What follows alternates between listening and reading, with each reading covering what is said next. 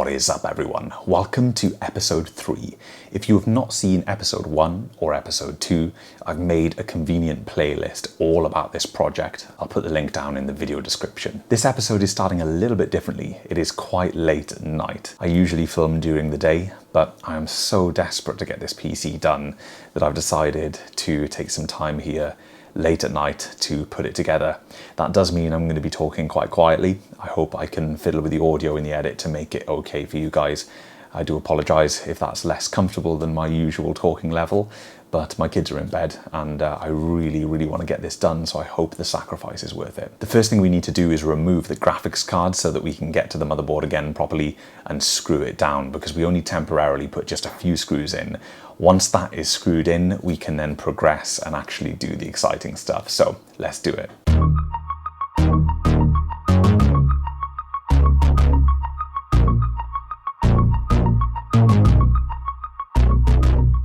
So the other thing I'm going to be battling with in this video is low light. I really have not set IMNC HQ up for nighttime filming yet, but I need to do that because we're getting into winter now. It was when I was building the last PC, one of my video lights blew up. And I'm pretty certain we need to put this back on, folks. Ooh,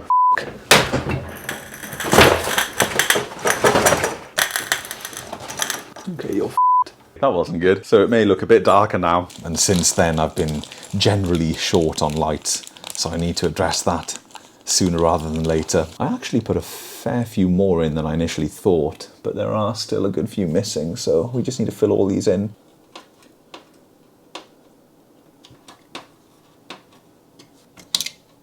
Oh man, I've just dropped a screw behind.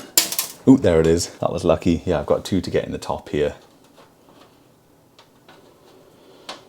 So that is all screws holding the board in. There's no reason for us to take this board back out now, so that's cool. One other thing we're going to do before we start filling the system up too much is we're going to turn this CPU fan around. Now I can't remember if it was in this series or in the previous build. I moaned a little bit about this AMD heatsink and how the logo is on the side, but someone informed me in the comments that you can just unscrew the fan and turn it around, which is really cool. I don't know why I didn't think of even trying that, so let's give that a go.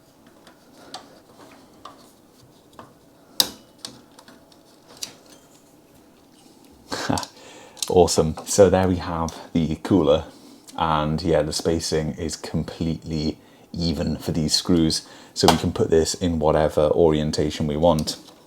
So we can put this back on that way and our logo will be the correct way, which is cool. Foxconn branded fan, nice. As you can see as well, I did a cheeky little bit off camera after episode 2. I couldn't resist. With this fan cable at the back, because it was so long and the fan header was so close, I thought this build was the perfect opportunity to do the wrap around the screwdriver telephone cord trick with this fan, and I think that looks really cool. So if we find an opportunity to do that with another cable in the build, I definitely think we should. It's a great way to shorten it without using a cable tie or trying to find somewhere to put it. I just really like that look. Let's get this fan back on. I'm not going to do that trick with the cooler because we might want to use this cooler in a more sensible build in the future, and I don't want the cable to be all curly-whirly.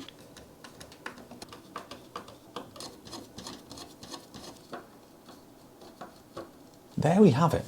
That is looking much better. Big thanks to whoever gave me that tip. Okay, so next stage overall. I think it's really important that we get this 3.5-inch drive cage back into the system. And the reason is, if we start running cable, tying things down, and committing to certain things before this is back in, we might get stuck with cable runs and length and things like that, because it's kind of hard to eyeball how much space this part is going to take up. So I think that is pretty much vital now.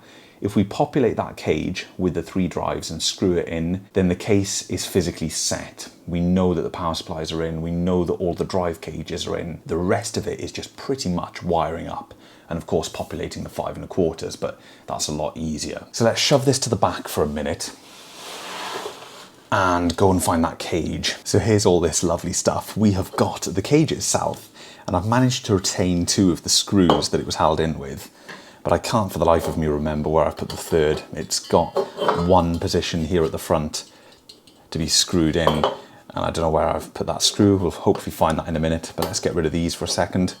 Put them over there until we come to put this stuff back in. Quick look at what's going in.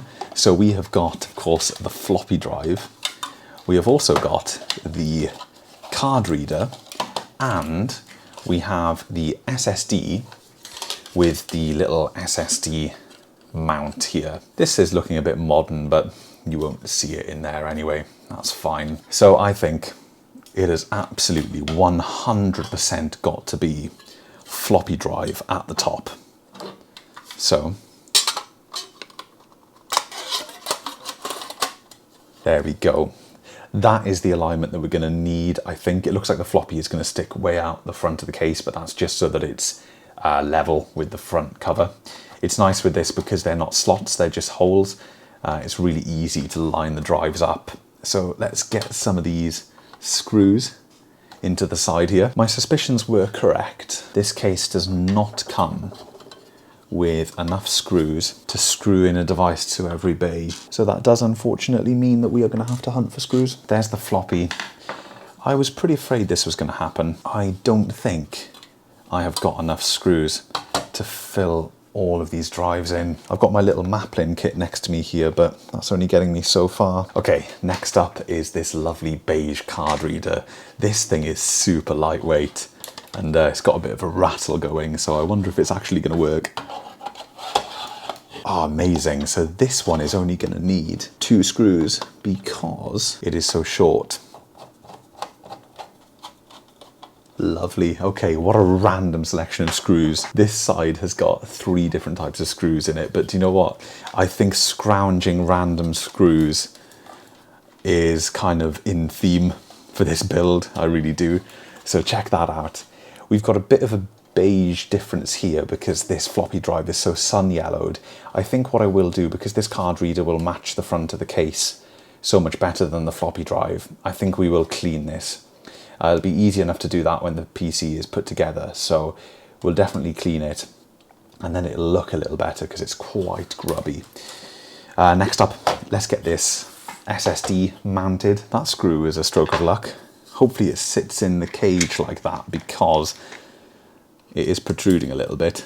We'll soon see. I'm actually a little bit gutted as well to be using these Maplin screws because I bought this little kit years and years ago, and I've used bits over the years, but then when Maplin got into trouble and eventually closed down, I kind of just hoarded it and didn't really touch anything from it until this video. But there isn't a project out there that I'd want to use these on more, to be honest, because Maplin's was really my first kind of experience of seeing PC hardware and components and things like that. When I was doing my first ever gaming build, all from new parts, 13, 14 years ago, I was very close to buying Maplin's motherboard bundle, and it was just around that time that I was kind of getting to grips a little bit with the new way of doing things, you know, researching online as opposed to trusting in-store people to give you the advice. And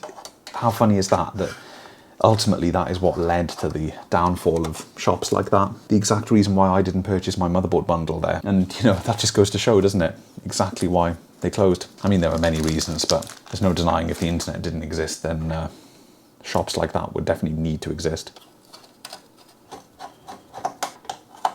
Okay, cool, nice. It is not necessary to put 8 screws in to hold an SSD, but I'm one of those weirdos, I need to put all the screws in. Now I've got a feeling that we've overshot this a little bit. Are they meant to be back one step? No. Let's try it like this first. Let's test fit it into the system. It's going to be easy enough to get to all these cables. The floppy cables are right there. This has got a tail on it anyway, so that's cool. And then our SATA cables are right there. That's going to be a bit of a squeeze maybe, but that's fine. Aha, I have found the other screw. I conveniently put it back into the hole at the front of the case. Nice. So we've got all 3 screws for this drive cage. Let's do it, guys. Oh, before that, we are gonna have to rip this off. There we go. Brand new case, ripping off the blanking plate for the second external 3.5-inch drive. Man, these power supply cables are just everywhere.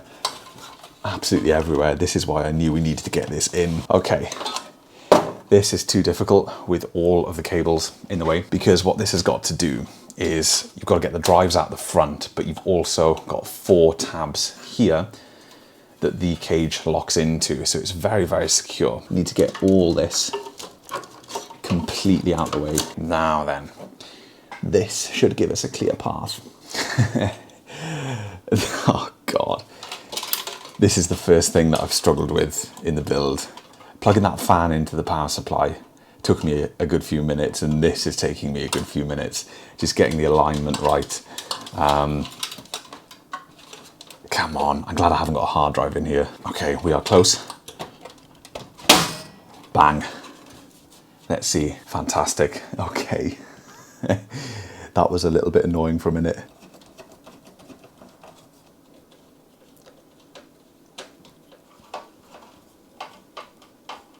There we have it. Look how great that looks. Wow, nice.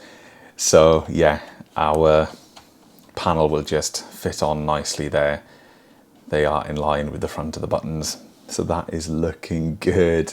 Let's flip her back round. Nice. So now we can get a proper idea of what we're working with. So there is still a staggering amount to be done in this system. I think one of the most important things to get right at the beginning here is where on earth are all of these cables going to go. So we've got an area here above the PSU, but of course we don't really want to cram anything there because we've got our airflow coming in from the intake. And as I mentioned at the end of episode 2, a little bit of airflow filters over the top of the PSU. Even though I have blocked this fan with the power supply, you still put your hand here and you can feel some air coming this way. But we don't want to block all of that. It's already bad enough that we've got all of these power supply cables coming from this one. It just so happens that this Seasonic has got a shed load of cables, which is really nice. It's got loads of SATA, loads of Molex. Unlike this one, it's got far less cable, even though they're both the same capacity. This one is a lot more generous with the connections, which is usually great, but in this case, we've got a few too many.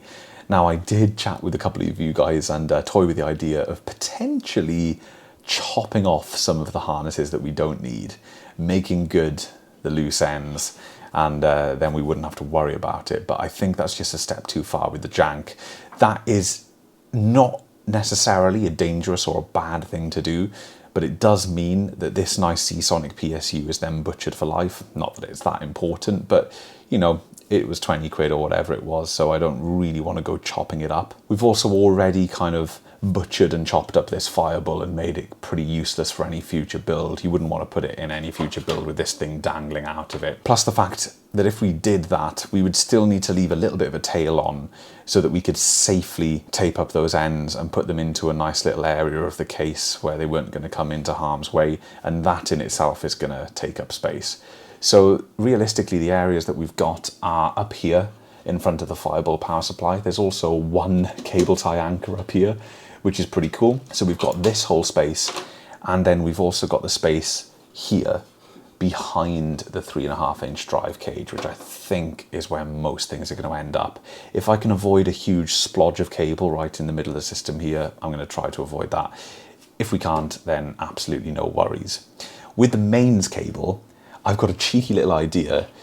This area here behind the PCIe slot, I think because this is black as well and fairly discreet, we can get away with putting this cable down here and then mounting the graphics card. Because our power connection for the FSP power supply is, for the Seasonic power supply is here, we can get this cable coming down, under and over, and that will actually be quite sweet. So I'm going to spend just a couple of minutes looking at the cables, figuring things out, and then I think maybe we should start off by running this front panel stuff and all of the bits and pieces that are going down here, because we are going to quickly end up with a huge amount of cable that we're trying to deal with here. Okay, I've tried to improve the lighting a little bit. Hopefully that's slightly better. I don't think this entire episode will be recorded in the middle of the night, so hopefully we'll have some decent lighting in the next part. So I've unmarried the two power supplies for the moment, I've got the adapter completely out of the system, so that's out of the way. And I've crammed all of the cables from the Firebull up into the optical drive bays for now, so that's out of the way. We're just going to focus on this guy, and to do that we are going to use these beautiful yellow cable ties because these are right in theme with the system.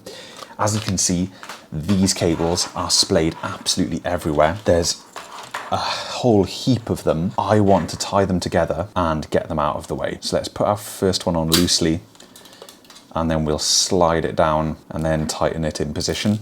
So that's that. Slide it down till it gets all the way back here. Second one. This is a ridiculous amount of cable, to be honest. Get the second one pushed along there and try and pull out all the slack as well, because the cable is in such a mess, so there's a lot of slack in the middle of the bundle. We'll worry about trimming them down in a minute. Third one, see all this loose cable all knotted up. You could spend time kind of combing all this out, but it wouldn't be easy. It really wouldn't be, with all the connectors on here. I know it looks overkill, but we need to try and control these cables. Beautiful. So let's trim those back. Okay, 4. Nice. So I've brought the panel back up here because the next thing to run is all the front panel stuff, and that needs to just tuck into this little hole down here that you can't see. Tuck in there, and then all the front panel stuff needs to be under this power supply stuff. Otherwise what's going to happen is we're going to have front panel tiny little wires getting all squashed around and pulled around by this huge bundle. So we're actually going to sneak PC speaker cable through as well. I'm in two minds whether to sneak this out and back in, which I think I might do, because that gets it completely out of the way. It should still have enough length, possibly. Actually, it may not. I'm not going to do that. I'm just going to sneak that down. Then we'll tie it with the rest, because as soon as we bring it in, we will tie it all together. So let's begin with the audio, because this is the most bulky. Bring those audio cables back in. Now you're probably thinking, wouldn't it be easier to remove the power supply to do all of this at the front and then put the power supply back? Yes, it really would, but we don't really have a choice, because we won't be able to remove the power supply with the motherboard in position unless we unscrew the bracket. And this 3D printed bracket isn't the strongest thing in the world. I don't want to put unnecessary strain on those homemade luck of the draw screw threads in the bottom, because it may not screw in tightly. Okay, that's the audio through. Let's do the USB. USB quite awkward because of all the pins. Let's get this fan cable in. There we go. There's the fan cable in as well. That one there. Now all we have left are the buttons and LEDs. These have got a handy elastic band on the front, so I can bundle them all together first. That's perfect. Now the main thing I want to check is that completely all separate from the power supply cables? Yes. So now we can start tying these front panel cables. And these have all come round in one chunk, so they're going to come sort of behind the PSU. Looking at this, guys, I really don't think that's going to sit under there properly. We're going to need to have it up there because there's too many cables there. That's just ridiculous. Let's put that over there for now and swap places. So if we look at lengths both sides and then put a couple of ties on here, we should be good. Front is looking good. There's adequate space there for the front panel. And yes, I have remembered to include the PC speaker. Nice. That should be adequate. Actually, no, we'll do one more. That's really going to trigger people, the fact that I've done some of these the opposite way around. None of this is meant to be pretty to the eye, by the way. The only kind of look stuff I care about on the inside of this system are obviously the component choices, but we've been through all of that. The other thing I care about is, like I said at the beginning, I don't want a huge glob of cable just sitting in front of the CPU there, just sitting in front of the motherboard. If we can keep the motherboard area clear, that'll be a huge achievement in this build, I think. Come on, Tom, try and do this without snipping the speaker wire. There we go. So that's our front panel. I think we need to flip the system around so that we can find a route for the front panel cabling and where that's actually going to come out. This is going to get a lot more difficult now that we've got the front panel dangling here, but there's not a huge amount we can do about that, unfortunately. So it's going to be really tight, but I'm hoping to bring the front panel connectors through the corner there next to the power supply so that they remain underneath the power cable bundling all the way along the back of the power supply there. Not sure if there's enough room. Let's address this audio cable. Aha. This may work out. Okay, this is really hard because we've got to feed everything under this ridiculous chunk of power supply cable. Should we try and have a sneaky look at this? There you have that bundle there. Sweet. This is going to be really cool. So I'm going to get this coming out the bottom of the case, I think. That's the audio thing. We've got the rest going into the motherboard, and then at the bottom of the case here somewhere we'll put that USB splitter thing, and that's where we'll put all these USB connections, because there's going to be quite a few of them. Fan we can pretty much tuck anywhere. That's not really a problem either. That's actually gone a lot better than I expected. Let's get that audio out the back then, because once that's out the back, that's one thing out the way. The only thing that's a bit frustrating now is having the front panel flapping about the entire time, but really we don't even need it off. Once we've got the drives in, we can put the front panel back on and leave it on, so that's fine. There we go. There's that one. I think this will work out a lot better at the bottom. A lot cleaner.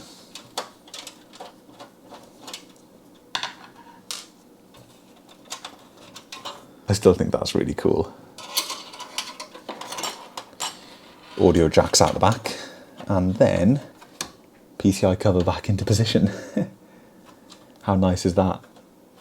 There we go. That's super cool, and the length has actually worked out really nicely. Blank back in. That's one thing that's a little bit of a disappointment about this build. There's not a lot going into the PCI section. Maybe I'll have a little think about that, because we have got 1, 2, 3, 4 actual bay covers free, and then on the board we've got 3 slots. There's no slot here because we've got our drive, but you could get an accessory up here of some sort, and it'd be nice to populate all that as well, wouldn't it? Be something really satisfying about populating absolutely everything in this build. So there's that.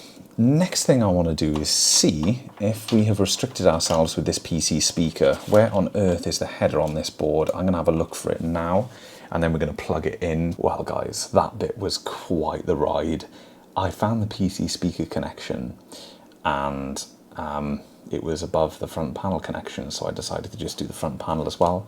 Turns out all of that is right there, which means that I didn't need that much excess. Obviously it was right there anyway, you know, it was either going to be here or over here a little bit. There's a lot of cable here, but that's fine. That is fine. I'd rather the excess be under here than back there, because these tiny wires don't matter. It's these big ones we need to worry about. So we've got all that plugged in. We've also got the front fan plugged in there. This motherboard is covered in really convenient headers. There's an RGB header at the top, and at the bottom there's a pump header. There are millions of fan headers. It's just overall a really nice board for the money. I just really like it. I think it's a steal. So that's all plugged in. I used the motherboard manual, which was also great. This speaker port supports the PC speaker or a buzzer. This is wired to be a speaker on the 1 and 4 pins instead of the 2 and 3 pins, so that's pretty cool. Look forward to hearing the beep, hopefully, when that boots up. I don't know whether it's worth doing a little test boot of the system, just to see if I've got that front panel connected correctly. I think that is worth it, actually. Let's do that, but first, before then, I think we'll rip off all of these, because that way we can put the front panel back and then we can pretty much leave it on. I know we've got to do this little repair, but we'll do that right at the end, because it's going to need to be left, and we're moving about this all the time. So moving this about, sorry, I'm getting a little bit tired now. We're moving the system around, so we don't want to disturb the glue when we do glue that back together. So let's just rip these front bays off, and then we can get the front panel on, and we'll test the buttons and the LEDs. I was a bit too severe on that first one. It's been a long time since I've done these.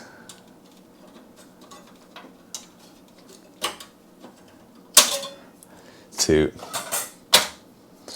3. Hey, this is really exciting as well. We've got to take off our slot covers. There we go. There's those 2. Check that out. That's our first cheeky look at the 3.5-inch drives there. They look really cool. Okay, I've just got to temporarily plug these power supplies back in. I think it's worth it to try these front panel connectors before we start filling the system up even more. Okay, so I've got that temporarily wired back up, which was a little bit more involved than I'd remembered. And this 8-pin only just reaches. I'm going to need to get an extension for that, but that's no problem. Let's plug this in. Moment of truth. Let's have a little look.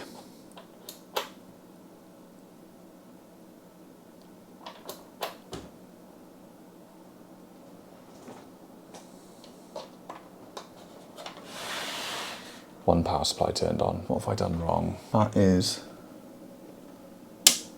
on. Let's turn that on. Okay, that's not spinning. Let's press that.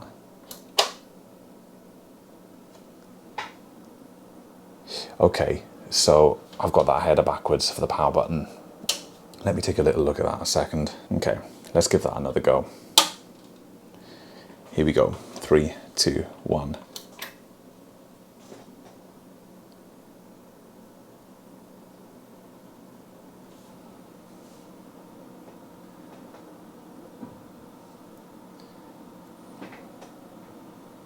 Hello. Why is my system not booting? Hang on a second. Orientation of switches don't matter, do they? No, they don't. Orientation of switches don't matter. And obviously that's connected to the motherboard and it's powering up that power supply, but it's not powering up the system. The system isn't posting. Why is that? The system's not powering up. What's happening? Clearly the power supply signal is, the power button signal is reaching the 24 pin because it's powering this PSU, or it's telling this PSU to power up rather. What am I missing? Should we slot the GPU in because that's the only factor that's kind of altered? Let's quickly throw that in. Okay, there's the GPU in. Oh no, we've got something pretty major going on. Man, I tell you what's happening. The GPU logo is lighting up because, why aren't you working? Why aren't you booting? Yeah, the GPU logo is lighting up because this guy is plugged in to this power supply. This power supply is booting just fine. I'm going to check all my connections and try again. Okay. I feel like a bit of an idiot.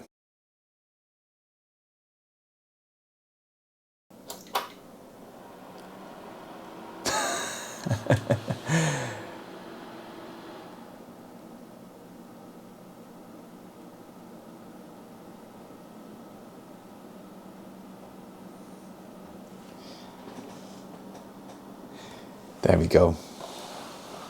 We've got a power light.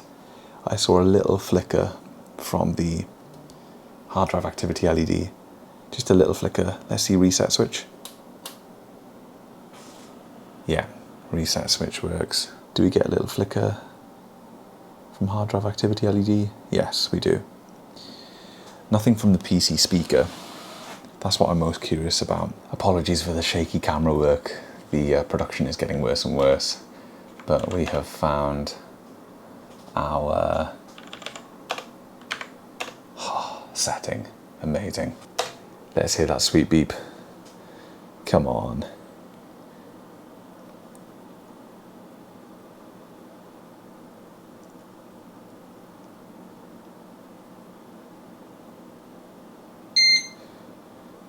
Flippin' heck.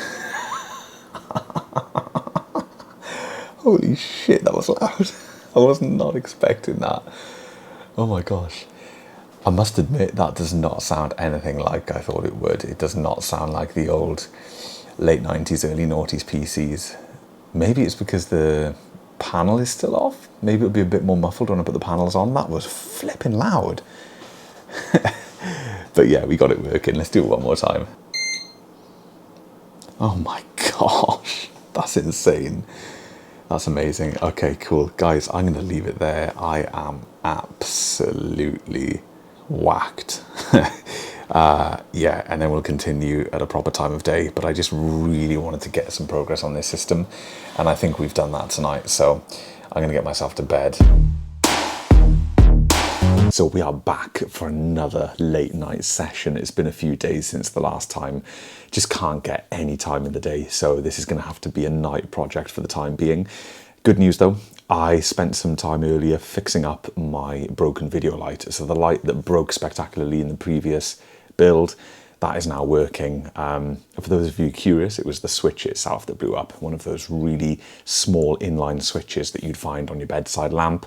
That was on the cable of this. They're not the best lights in the world. The switch eventually blew up and gave out, and that's what made all of that entertaining noise. So I've just gone and put a full-size light switch on it because I don't have any other replacement switches, and that is good enough for me for now. Does mean that we have got a lot more light in here. So we should be able to see a fair bit more tonight. Let's try and get cracking with a few more bits and pieces on this build. So here we are, just as we left it from the other night. I just about managed to get things going. Yeah, that was pretty crazy. I may reach a similar level of tiredness tonight. It's quite hard to tell, although I've been working less today. I had a shorter shift, so I'm not quite that much of a zombie, but we might not do as much tonight anyway. We'll see how it goes. But first thing, we need to pull this GPU back out of the system because it's just in the way. If we get the GPU out, then we'll be able to continue with everything else. Just before we do that though, I want to show you guys that I've picked up a couple of things. Firstly, I have got the much needed 8-pin EPS extension cable from the lovely startech.com. I made sure to get a non-sleeved version, so we've got the lovely yellow and black individual wires showing there, so that will fit in perfectly with the build. It's not quite as long as I'd imagined, which is interesting, so we'll see about what we can do with hiding the connection there, because if we plug it in there, it's just going to come to about here, and then we're going to have a connection here. So yeah, there's no option to put it behind the motherboard, I don't think. There's just not enough room. There's zero gap between the back of the tray. We could sneak the wire itself out from behind the power supply bracket, because there's a kind of fold out here, and there is a gap, so we could remove the power supply, put the cable through, put the power supply back in, but then once the cable is on the other side of the motherboard tray, it's just going to stop the panel from closing. You might be able to flatten the cable itself, but due to the length of this, we're going to have the bulky connector back there as well, so that's a bit of a pain, but never mind. I also picked up a fresh box of, would you believe it, silver, well, mostly silver screws for various PC parts, because we are running low, especially for our 5 1/4. So this will be a handy kit for me to have in the drawer. It's got some nice bits. There we go. Nice. Everything you could ever need and more. So let's ditch this guy once again. This poor GPU has been in and out, but it will soon stay in the system. I don't think we're going to need to do another test run of this. I think now we're safe to put everything in and then just go for it, because we've been testing in stages and things have been great. Everything else now is pretty minor. Anything that we're putting in now from this stage forward, if it doesn't work, it's not really going to be impacting the core functionality of the system. So I think we're pretty much safe to just build everything and then give it one big go all at the very end. Okay. Funny, removing that hasn't really helped very much. I think this has got a lot to answer for, hasn't it? First of all, let's get this 8-pin out the way. Get that back there. We may as well install this 8-pin extension as our first thing, I think. Yeah, check that out. Maybe I should have read the length before I ordered it. You can definitely get longer ones than that. That was priceless as well, wasn't it, in the last clip where I had that 4+4 just plugged in completely incorrectly. Okay. There's that. Get that back there, and then we can plug in here. Okay, cool. So we've definitely got enough length now, which is great. And we can just tie that back there because we've got this one cable loop. I don't want to put a cable tie in there yet because I'm not entirely sure what's going to be stored up here altogether, because I'm trying to kind of focus on the fact that we don't just have to get a bundle back here, we can come all the way this way. So if we can make clever loops of excess cable somehow and tie it all together, we can anchor it all with one giant cable tie to this little anchor here at the back. But that's gonna have to come at the very end. So let's leave all that for now. Okay, next up on the list, I think we should start populating these 5 1/4 inch bays, because there's no reason not to anymore. We don't need to cram the power supply cables in there. We need to just get building properly. I can drag it out as much as I like, but it's time to just build the damn thing now. Because we now have the front cover on as well, it's gonna be really easy to line all this stuff up. So let's start off with our beautiful beige SATA optical drive. We'll slide this in the front. I know you can't see the front for now, but I'll show you guys later. There we go. This will get us the perfect alignment for the screw holes, which is there. So this kit comes with 30 CD-ROM screws, which is nice. So we won't be putting 8 in each. We'll put 4 in each. I like to put all the screws in things, but 8 is definitely excessive for an optical drive, at least in my opinion. I mean, I know they can spin up really quick and make hell of a racket, so you could argue that if you got them in there as tight as possible, but I think 4 would be pretty much equivalent to 8. And now we'll go for 2 in this side. So that is the optical drive screwed in. Let's take a little look. Ooh, there it is, folks. Nice. It is starting to look beautiful from the front. Absolutely beautiful. Lovely stuff. So I think we should set up those hard drive coolers and pop those into the system. Okay, here we go. We've got our stack of hard drive goodness here. We have, as a reminder, the 1TB blue and the 1TB Ironwolf NAS drive. And for each of those, we are going to use one of these guys. Let's just take a moment to appreciate this glorious box. Absolutely lovely. Look at that system. Look at that beautiful system right there. Lovely stuff. And looks like we've got the model with the 2cm fan, the HD-200. Nice. Let's take a look. Man, stiff new old stock boxes. Been in the warehouse for a couple of decades. Oh, come on. There we go. Let's see what we've got. Ooh, nice. So there is the front panel itself. Man, these are going to be loud, aren't they? There's the front panel itself. There's the fans. There's the Molex connector. Hallelujah. And here are the sleds for the drive. So I'm presuming the sleds just clip on. So you could use this as just a bay cooler. You wouldn't need to put a drive in it for it to work, obviously. You could just screw this in, no problem. But it's pretty cool. Oh, look at that. There's a door on it. How does that open? Oh, sweet. Look at that filter. That is crazy. It's actually a filtered intake. That's insane. Nice, I like that. When that's screwed in, that'll be secure and easy to open that door. What I was expecting for this product, I was definitely expecting a Molex pass-through, and oh yeah, look, there is one. How cool is that? I was gonna say, because I was expecting it to have 2 Molex connections, but that's actually the better way to do it. So you'd plug this into the back of your hard drive, because the older hard drives took Molex power, obviously, before SATA. Plug that in the back of the hard drive, then plug in your Molex power here, and you're powering, with this one clever connector, you're powering your hard drive and your fans at the same time, which is nice. Fans receiving full power the whole time, by the way. Nothing unusual about that whatsoever for the time period, of course. So the orientation is this way, with the latch on the right-hand side. Let's take a look at these drive sled thingy-majiggies. Okay, nice. I was pretty certain these would include screws, but we've got the screw kit just in case. We'll definitely use these though, because they've come with it. That saves my screws. What shall we do first? Shall we do the WD blue first? Ah, this is interesting. So I was expecting the drive to connect to this front unit, but that is not the case. These are drive adapters, and we can screw this in completely independently. And I had to read the instructions because I was like, how on earth does this attach to this and what is going on? So we get to screw this in first. So let's do that with both of them, and then we'll screw the hard drives into the 5 1/4 afterwards. Look at this as well, sleeved cables. I mean, it's pretty nasty, but it is sleeved, so yeah, hats off. I like that a lot. So I'm thinking of putting these in the bottom, and then whatever other accessory I get. I've had some suggestions off the back of the last episode, by the way, so thank you for those. Whatever accessory I get to go in the middle, we'll put there, because I think these will look coolest at the bottom here. Pop this second one up there. Wow, okay, that actually looks really cool. I like that. Let's open our little bag of screws. Yeah, I definitely like the look of 2. I wouldn't want a third, but 2 is cool. And definitely worth noting that the hard drives are completely unnecessary now, because I have a 1TB SSD or a 512 gig SSD, whatever it is. And then I have that other SSD for Linux of some description that I'm going to play around with. Can't remember the capacity. Is it 240 gig? Ah, but the hard drives aren't unnecessary, are they? Because we need them to create the sound. That is the main reason we're installing them now, is to make that noise. But we'll do something fun with them. Maybe we'll stick them in a RAID 0. That'll be quite fun as well, because they're not matching drives. So it'll just add to the recklessness of the build. So it comes with 12 screws. Let's start putting them in.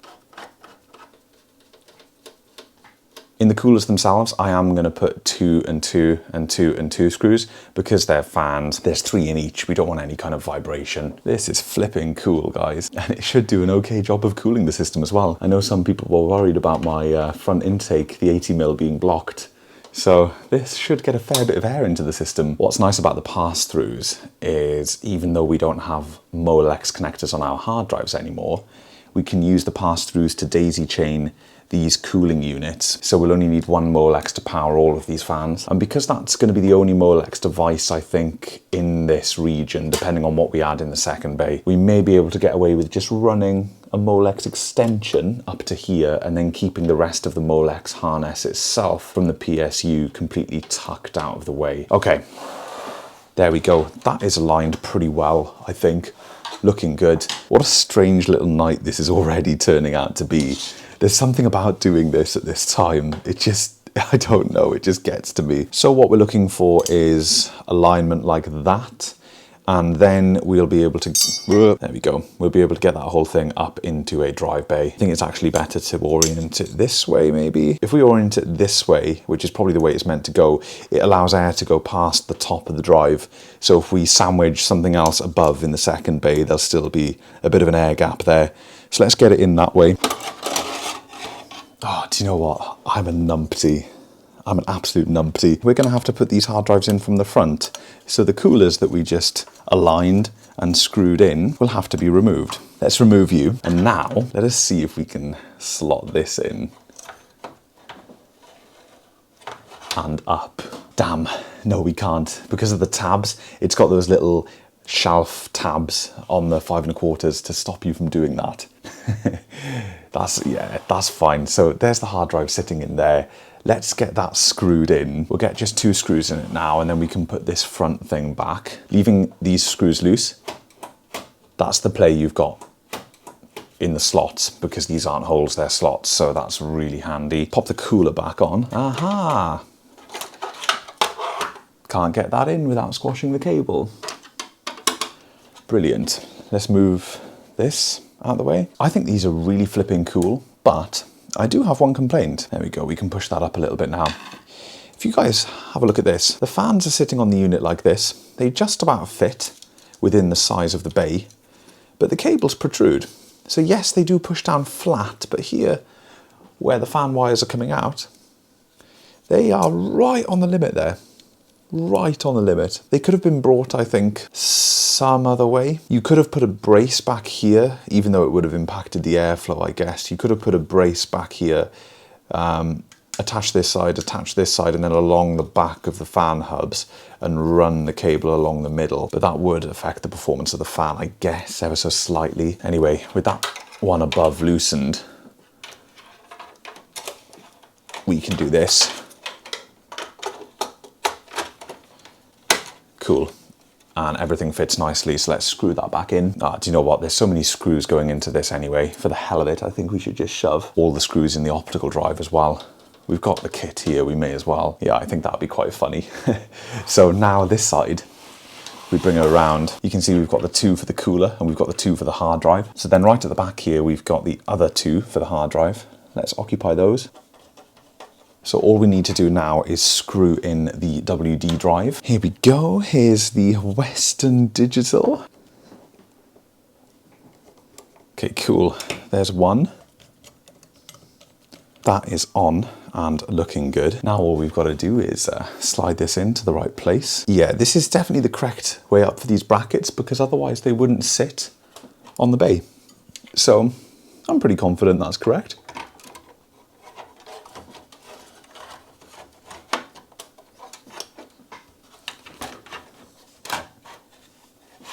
And look at that, there's the second one.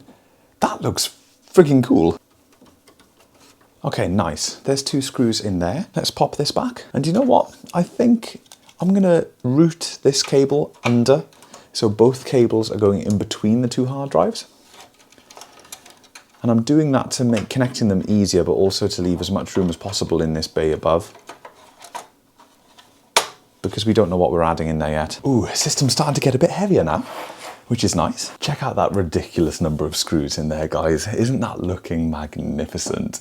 So there we have it. We have the 2 hard drives mounted and they are looking pretty cool. So there we go. There's a close-up of the drives. They are looking very, very nice indeed. They should provide some good vibration in the front of the case. There's no dampening here at all. You've got metal on metal on metal, which is great.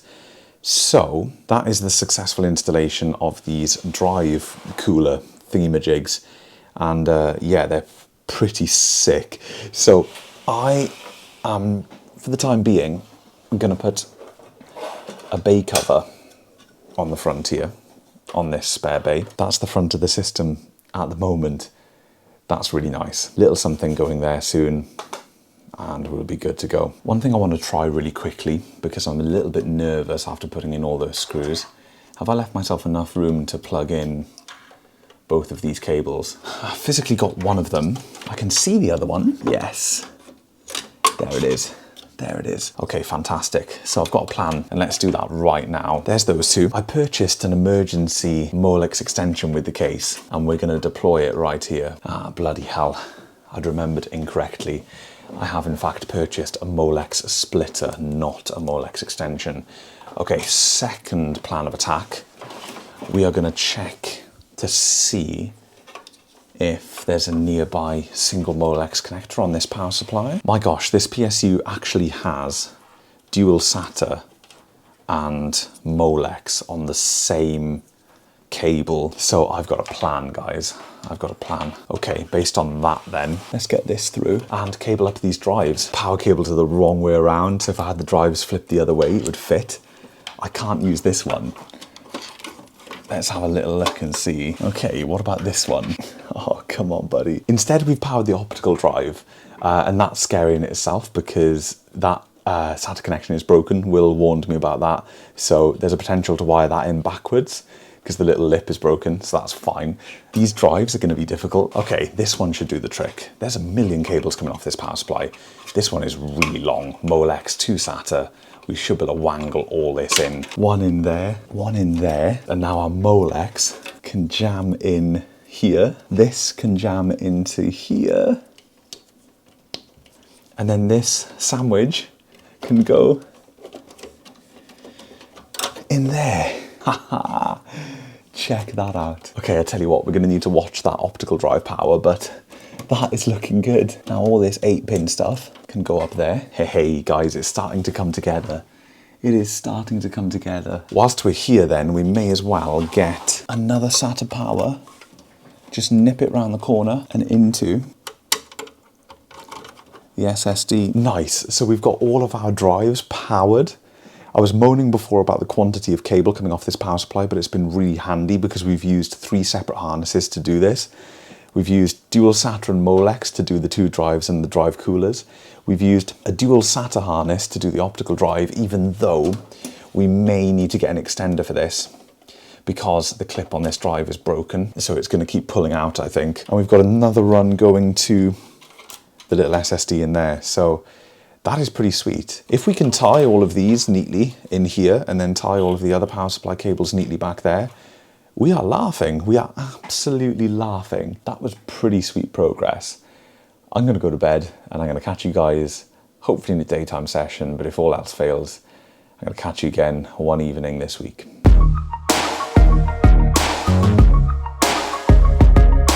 So I've got a nice little daytime session on this today, which is good. I don't have to worry about being too quiet. It's been a little bit awkward the last 2 sessions, but we're getting there. We've made a surprising amount of progress on the build.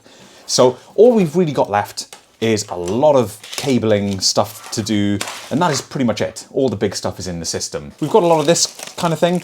That's going to be pretty much the last thing. That's the vertical GPU mount.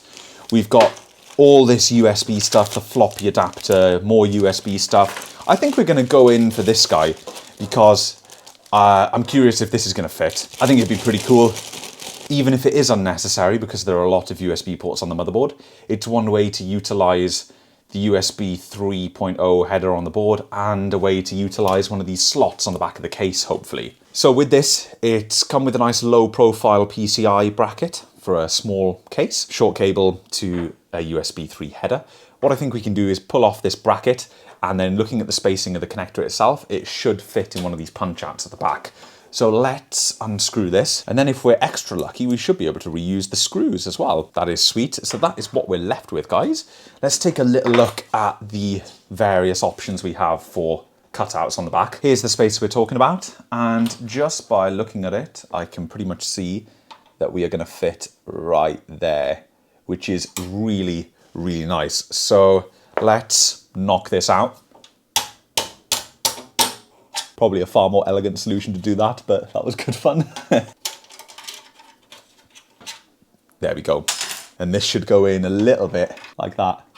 Yeah, how cool is that? Or I guess you could even, yeah, you could get the whole thing on the outside like that. Which way do we want it, I wonder? That's a little bit pokey outy, isn't it? Should we do it like that? Yeah, I think that's the best. Cool, so let's do a little test. I've got a USB plug here.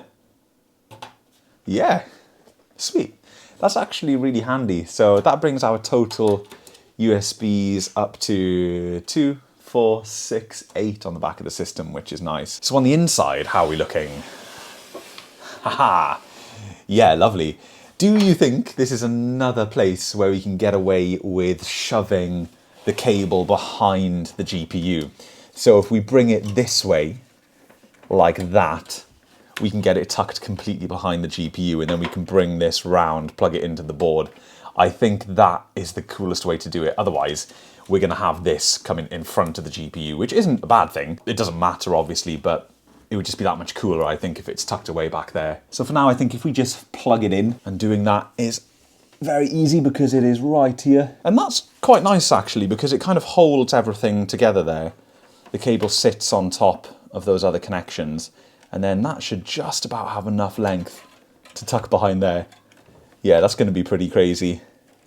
But that's how it's going to look, so that's quite clean. Let's dig into our next little gadget. So this is what we have next, and I'm guessing with this will also provide power to the floppy drive. So maybe what you're meant to do with this is if you plug this into USB, you can then take this and then power the floppy drive from this, which is quite cool. We don't really need that because we're powering the floppy drive from the power supply anyway, but presuming that most people that will own an adapter like this won't have a floppy connection on their power supply. This is as easy as just plugging it into the back of the floppy drive. Maybe we should use the power cable for the floppy drive from USB. What do we think? Don't know. What's going to be better? Let's do that. Plug the power connector in. That's cool. Yeah, that means we don't have to bring this all the way up from there. Although there is a floppy connector on the edge of this thing for the GPU coming from the other power supply. But we are trying to keep the other power supply exclusive for the GPU. Next up, we've got this USB. We need to get that to a header. So that needs to plug into this. Lovely. And now we have a header. And the cool thing about that is both of our 3.5-inch drives, they will both go into one header, which is nice. So we could plug that straight into the motherboard if we wanted to. And then the only other crazy little adapter thing we've got is this guy. And I'm not even sure if it's necessary, because looking at the board, I bought it because I knew we had a lot of USB 2 devices, but the case is going to take up one because it's split into two anyway. And then we've got these, and that's it. So we could connect it all directly to the motherboard, which is quite cool. What should we do? Should we use the crazy adapter or should we connect it straight to the motherboard? I'll show you guys this anyway. So this is it. It's really nifty. You've got one USB header there that you plug into the board, and it splits it off into this handy little 2-header thing, which is really nice. That would actually be a lot easier to wire up these case connections because we could get that sitting down here and that's a lot closer. I think that might be worth a go. Then we can plug that straight into the board nice and easy. Yeah, and then we could always bring these down, plug these in. They would go like that. Okay, we'll figure that out in a minute. That would be kind of our last thing, and then we'll slot the GPU back in. I just want to get some SATA cables up here. So with the motherboard, we get 2 SATA cables, one right angle and one straight. So we need 2 more SATA cables that I'm going to dig out of somewhere. It's all going to be mismatched, but we'll use this right angle one for the optical drive because it's nice and long and the optical drive is at the top here. So a right angle is good for this. And plug that in there. Get that plugged in there. We'll use the other one for the SSD, I think. That'd be quite good. Sweet. Now we can tuck some of this in here. I don't think I'm going to be able to get the cables as clean as I thought. It's going to be a bit tricky. Okay, nice. That's not too bad. Oh God, this is going to be awkward. These are long as hell. These are what I've got. So let's dig in. I thought this board may have come with more SATA cables, but that's all good. I mean, It's got an M2 slot. It's a 70 quid board, so it's already tremendous. Oh man, this is so much cable. There we go. There's that. And now let's just plug them in the drives and then try and cram them back behind the drives. So now, oh no. We're into the cramming stage. What is this? Get in there. Oh, I said I wouldn't cram anything in this bay because that's where I want the next thing to go. I might have to just admit defeat and say, look, this is where stuff is going to go. If I can get something that's maybe faceplate only. Yeah, that looks a bit Frankenstein, but all good. This flapping about also looks interesting.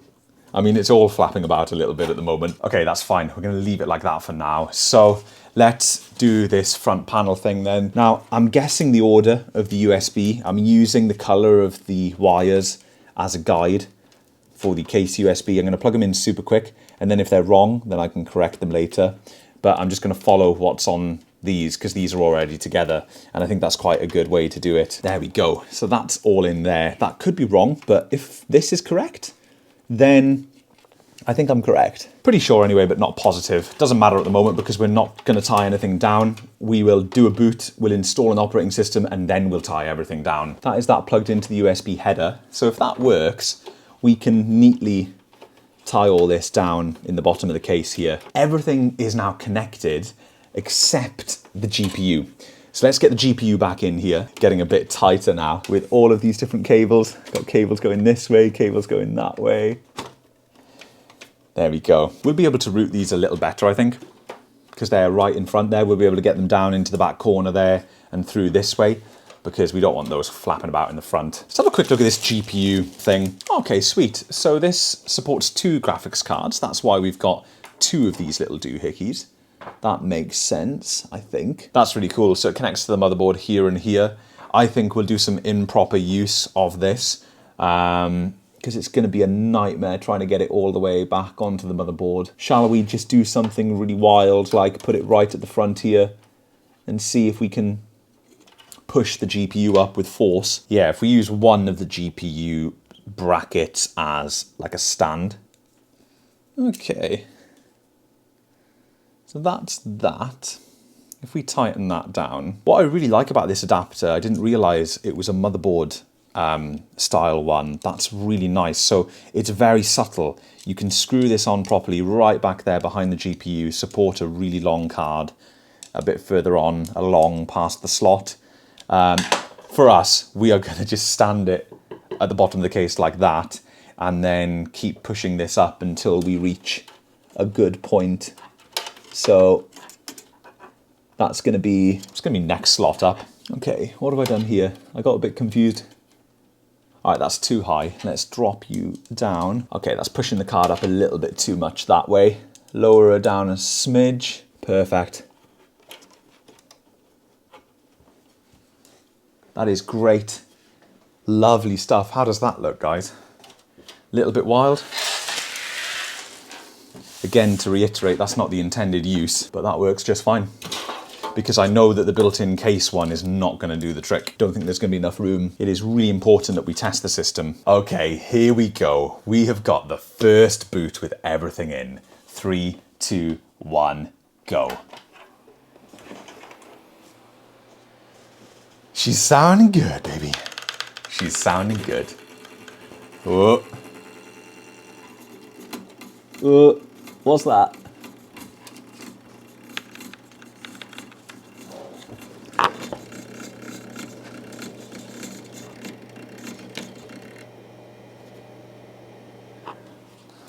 Okay, GPU bracket was hitting the fan ever so slightly.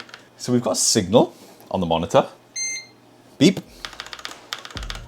Hey, we are up. Okay, so we haven't killed anything.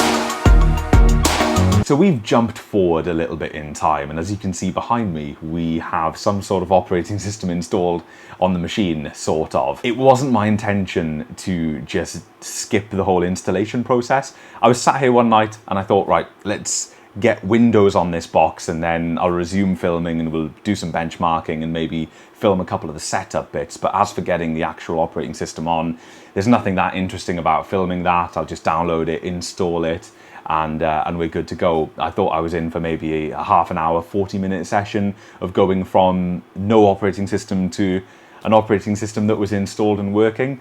How wrong was I? How wrong was I? This Windows 11 install that you see on the desktop behind me is the most unstable operating system that I've ever used. I use it on my other PC and it's completely fine. This is horrendous and I've got absolutely no idea why it's so bad. So just to kind of summarize the journey so far, I downloaded a fresh copy of Windows 11 because I could not find my previous Windows 11 USB stick, and I thought that would be a good thing to do anyway because it's a newer version, blah, blah, blah. Turns out that doesn't really matter because Windows is infuriating. You download it from the Microsoft website, you're not downloading the whole thing. You're downloading the tool to make the USB, and then when you're sitting in the installer and you select the version you want, I think that is when the majority of the operating system gets downloaded. And then when you land on the desktop, you've then got a million updates. Why is that?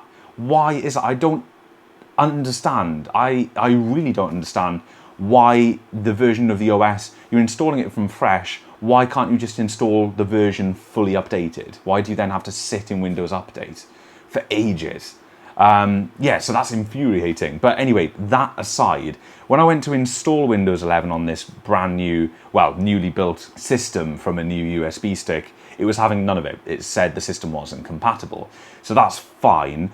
I then updated to the latest BIOS on this motherboard. Side note on the MSI board, I am really impressed. I am super impressed. Even the BIOS flashing tool and everything was incredible. This is a really good £70 well spent. It's a lovely board. I'm enjoying it, and everything is really clear. The manual is good. Anyway, we updated the BIOS and Windows went through the installer. Through the installer, it took me 3 or 4 times to actually get to the end of it without some kind of crash. So I was experiencing weird messages and also blue screens, legitimate blue screens during the install. So I finally landed on the desktop and I thought to myself, well, that was a bit of a painful install, but now we're on the home stretch. I just waited until Windows Update did its thing, and then I went to start getting some of the drivers that I needed to get, and it just kept crashing, sometimes freezing outright, sometimes a blue screen of death. It was pretty wonderful. And still now, after maybe 2 or 3 evenings on this, I cannot for the life of me get a graphics driver installed on this system.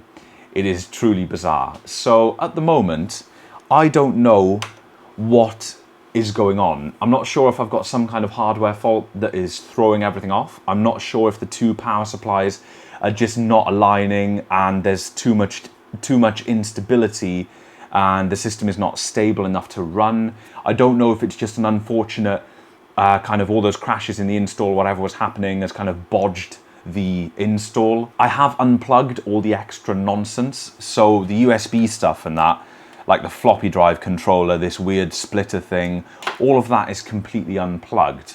So I really don't know what is wrong with it. So what I'm going to do, I'm just going to nuke the whole system and start again.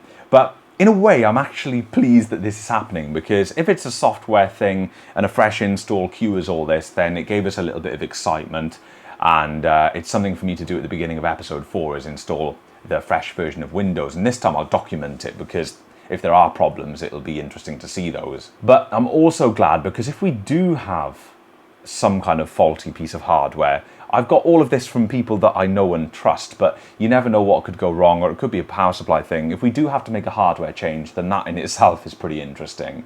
The video card is maybe not the root cause, but is something that is giving me the most trouble at the moment. And that's simply because I'm trying to run the OS without a video driver. It's not being detected properly by any of the tools, like the AMD driver detection software that you can download is just not even recognizing what the card is. The operating system has a vague idea of what the card is, but it's not the correct driver. I've run DDU like 2 or 3 times in safe mode to wipe everything off in terms of graphic stuff and then try and load other drivers back on. I've even tried to load legacy drivers. It's pretty crazy. I just can't get anything happening with this RX 580. But then, is it even being appropriately powered? You know, that's the other thing. I've had people tell me that the card will power up and display an image on the screen even if the auxiliary power input, the PCIe power connections aren't working. So I don't know. One mystery that I did solve though, and I'm really chuffed about this, is neither of the hard drives were showing up, but I happen to have them plugged into ports on the motherboard that are ports that will get disabled if you have an M2 drive installed. So I checked that up on the manual. I went to have a look at all the SATA stuff and if there are any conflicts, and indeed they were. I think it's SATA port 5 and 6 that I've used. 3 and 4 are blocked by the power supply, the second power supply that we put in, so we can't plug into that.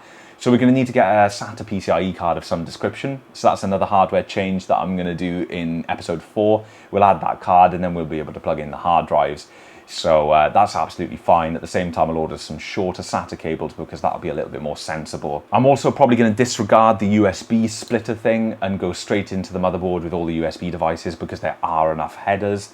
We also need to repair the crack on the front panel and yeah, get a working operating system installed. So that is about it for episode 3. The build in itself is pretty much complete. Oh, and one really nice thing is the sound that it's making is really satisfying.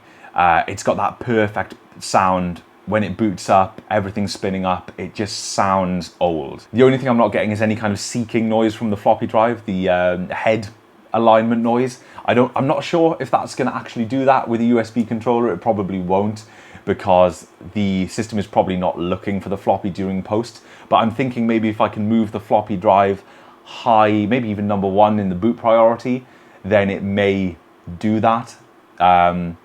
I'm not sure, but yeah, you guys know the noise I'm on about. It's not doing it at the moment anyway, and I'd love it to be able to do that. So thank you as always for sticking with me through these journeys. Episode 4, I'll get cracking on that pretty soon. It's going to be a lot of software side stuff, but also some hardware changes as well. So it should be good. And I'm actually to the point now where I'm looking forward to having a working system. It'd be really nice to just be able to put this in its place. It's going to go over there on the desk. I'm going to run some nice cable. It's going to be part of a KVM setup on this monitor so that I can swap between my PC and whatever system I'm testing on the bench. It's going to be a lovely little setup once it's all done. So I'm quite desperate for that to be up and running now. Really looking forward to it. Fingers crossed we can get it all up with this hardware because that would be pretty cool. Thank you so much, and I'll see you all in the next episode.